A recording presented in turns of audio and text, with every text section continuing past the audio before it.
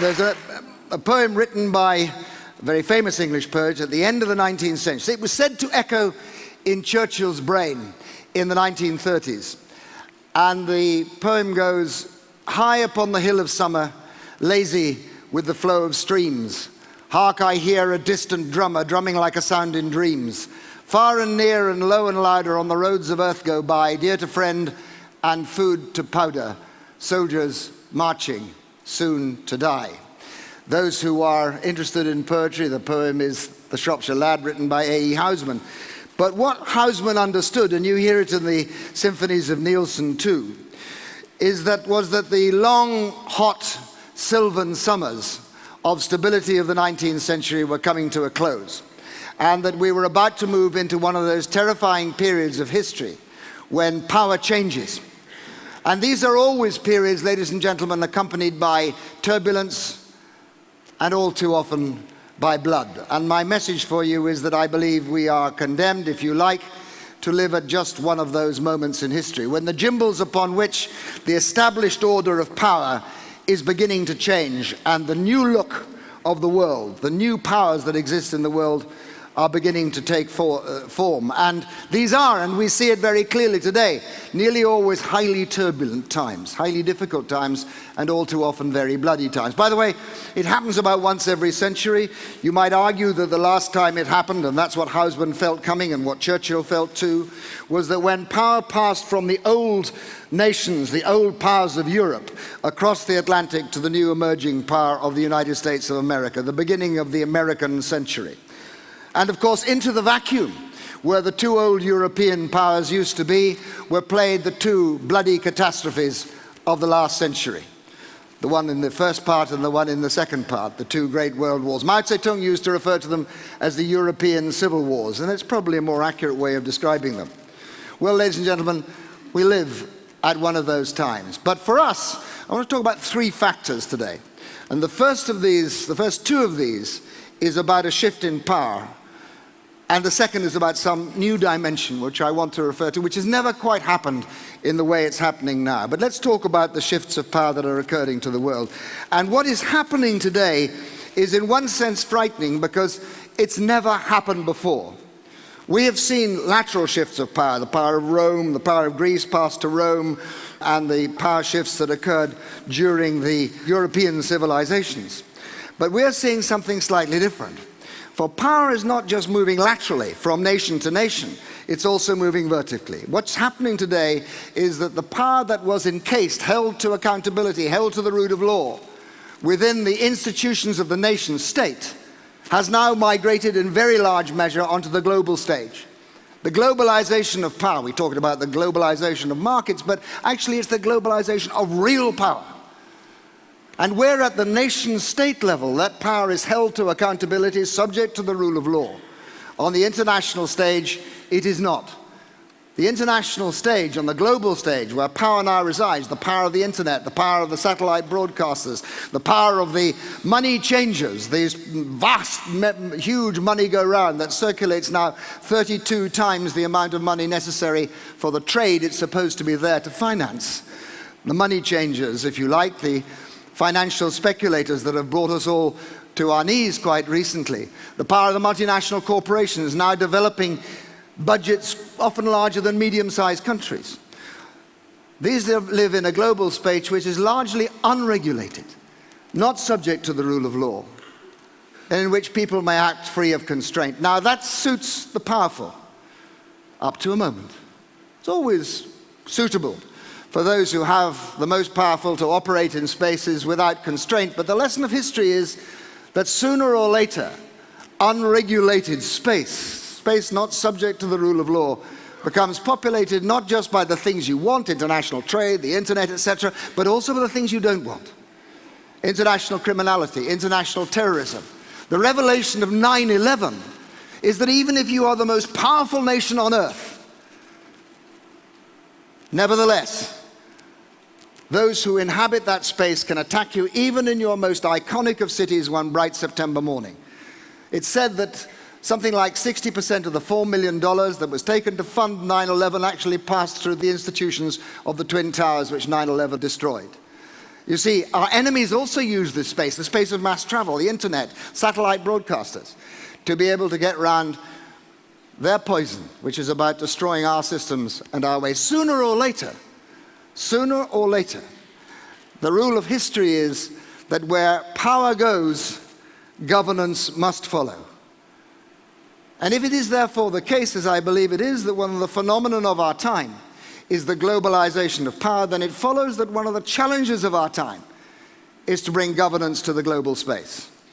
And I believe that the decades ahead of us now will be, to a greater or lesser extent, turbulent, the more or less we are able to achieve that aim, to bring governance to the global space. Now notice, I'm not talking about government, I'm not talking about setting up some global democratic institution. My own view, by the way, ladies and gentlemen, is that this is unlikely to be done by spawning more UN institutions. If we didn't have the UN, we'd have to invent it. The world needs an international forum. It needs a means by which you can legitimize international action. But when it comes to governance of the global space, my guess is this won't happen through the creation of more UN institutions. It will actually happen by the powerful coming together and making treaty-based systems, treaty-based agreements to govern that global space. And if you look, you can see them happen, already beginning to emerge. The World Trade Organization, treaty-based organization, entirely treaty-based, and yet powerful enough to hold even the most powerful, the United States, to account, if necessary. Kyoto, the beginnings of struggling to create a treaty-based organization. The G20. We know now that we have to put together an institution which is capable of bringing governance to that financial space for financial speculation. And that's what the G20 is, a treaty-based institution. Now there's a problem there, and we'll come back to it in a minute, which is that if you bring the most powerful together to make the rules in treaty-based institutions to fill that governance space, then what happens to the weak who are left out? And that's a big problem, and we'll return to it in just a second. So there's my first message, that if you are to pass through these turbulent times, more or less turbulently, then our success in doing that will in large measure depend on our capacity to bring sensible governance to the global space.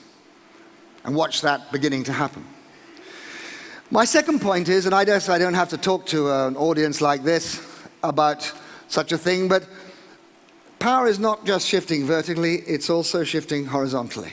You might argue that the story, the history of civilizations has been civilizations gathered around seas. The first ones around the Mediterranean, the more recent ones in the ascendance of Western power around the Atlantic. Well, it seems to me that we're now seeing a fundamental shift of power, broadly speaking, away from the nations gathered around the Atlantic shoreboard to the nations gathered around the Pacific Rim. Now that begins with economic power, but that's the way it always begins. You already begin to see the development of foreign policies, the augmentation of military budgets occurring in the other growing powers in the world. I think actually this is not so much just a sort of shift from the West to the East. Something different is happening. My guess is, for what it's worth, that the United States will remain the most powerful nation on earth for the next 10 years, 15. But the context in which she holds her power has now radically altered, it has radically changed. We are coming out of 50 years, most unusual years of history, in which we have had a totally monopolar world, in which every compass needle, for or against, has to be referenced by its position to Washington. A word bestrode by a single colossus. But that's not a usual case in history. In fact, what's now emerging is the much more normal case of history. You're beginning to see the emergence of a multipolar world. Up until now, the United States has been the dominant feature of our world. They will remain the most powerful nation, but they will be the most powerful nation in an increasingly multipolar world. And you begin to see the alternative centers of power building up. In China, of course, though my own guess is that China's ascent to greatness is not smooth. It is going to be quite bumpy as China begins to democratize her society after liberalizing her economy, but that's a subject of a different discussion. You see India, you see Brazil. You see increasingly that the world now looks actually, for us Europeans, much more like Europe in the 19th century. Europe in the 19th century, great British Foreign Secretary Lord Canning used to describe it as the European concert of powers. There was a balance, a five-sided balance. Britain always played to the balance. if Paris got together with Berlin, Britain got together with Vienna and Rome to provide a counterbalance. Now notice, in a period which is dominated by a monopolar world, you have fixed alliances. NATO, the Warsaw Pact. A fixed polarity of power means fixed alliances.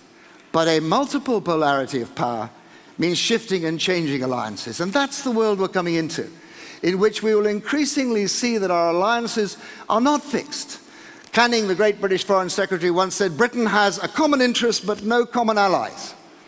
And we will see increasingly that even we in the West will reach out, have to reach out, beyond the cozy circle of the Atlantic powers to make alliances with others if we want to get things done in the world. Note that when we went into Libya, it was not good enough for the West to do it alone. We had to bring others in. We had to bring, in this case, the Arab League in. My guess is Iraq and Afghanistan are the last times when the West has tried to do it themselves and we haven't succeeded. My guess is that we're reaching the beginning of the end of 400 years. I say 400 years because it's the end of the Ottoman Empire, of the hegemony of Western power, Western institutions, and Western values. You know, if up until now, if the West got its act together, it could propose and dispose in every corner of the world. But that's no longer true. I mean, take the last financial crisis after the Second World War. The West got together, the Bretton Woods Institution, World Bank, International Monetary Fund, the problem solved. Now we have to call in others. Now we have to create the G20. Now we have to reach beyond the cozy circle of our Western friends. Let me make a prediction for you, which is probably even more startling. I suspect we are now reaching the end of 400 years when Western power was enough. People say to me, the Chinese, of course, they'll never get themselves involved in peacemaking, multilateral peacemaking around the world. Oh yes. Why not? How many Chinese troops are serving under the blue beret, serving under the blue flag, serving under UN command in the world today? 3,700. How many Americans? 11. What is the largest naval contingent tackling the issue of Somali pirates? The Chinese naval contingent. Of course they are. They're a mercantilist nation. They want to keep the sea lanes open. Increasingly, we are going to have to do business with people with whom we do not share values, but with whom, for the moment, we share common interests. A whole new, different way of looking at the world that is now emerging. And here's the third factor, which is totally different. Today, in our modern world, because of the internet, because of the kind of things people have been talking about here, everything is connected to everything. We are now interdependent. We are now interlocked as nations, as individuals, in a way which has never been the case before. Never been the case before. You know, the interrelationship of nations, well, it's always existed. Diplomacy is about managing the interrelationship of nations. But now we are intimately locked together. You get swine flu in Mexico, it's a problem for Charles de Gaulle Airport 24 hours later. Lehman Brothers goes down, the whole lot collapses. There are fires in the steppes of Russia, food riots in Africa. We are all now deeply, deeply, deeply interconnected. And what that means is that the idea of the nation state acting alone, not connected with others, not working with others, is no longer a viable proposition, because the actions of a nation state are neither confined to itself, nor is it sufficient for the nation state itself to control its own territory, because the effects outside the nation state are now beginning to affect what happens inside them. I was a young soldier in the last of the small empire wars of Britain. At that time, the defense of my country was about one thing, and one thing only. How strong was our army, how strong was our air force, how strong was our navy, how strong were our allies. That was when the enemy was outside the walls. Now the enemy is inside the walls. Now if I want to talk about the defense of my country, I have to speak to the Minister of Health, because pandemic disease is a threat to my security. I had to speak to the Minister of Agriculture because food security is a threat to my security. I have to speak to the Minister of Industry because the fragility of our high-tech infrastructure is now a point of attack for our enemies, as we see from cyber warfare. I had to speak to the Minister of Home Affairs because who has entered my country, who lives in that terraced house in that inner city, has a direct effect on what happens in my country, as we in London saw in the 7/7 bombings.